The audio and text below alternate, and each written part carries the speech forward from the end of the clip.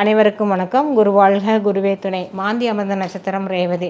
ரேவதி நட்சத்திரத்தில் மாந்தி அமர்ந்தால் கருணையான மனம், மென்மையான ஒரு பேச்சு, இந்த மாதிரிலாம் அவங்கக்கிட்ட இருக்கும். கனிவான குணங்கள் அப்படின்னு இருக்கும். எதையும் தாமதமாக செய்யக்கூடிய செயலாக இருக்கும். அதே மாதிரி புத்திசாலித்தனம் இருக்கும், புத்தி சாதுரியம் இருக்கும், சாணக்கியத்தனம் இருக்கும். இந்த மாதிரி விஷயங்களில் செயல் செய்கிற மாதிரி ஒரு அமைப்பு ஏற்படுத்தும்.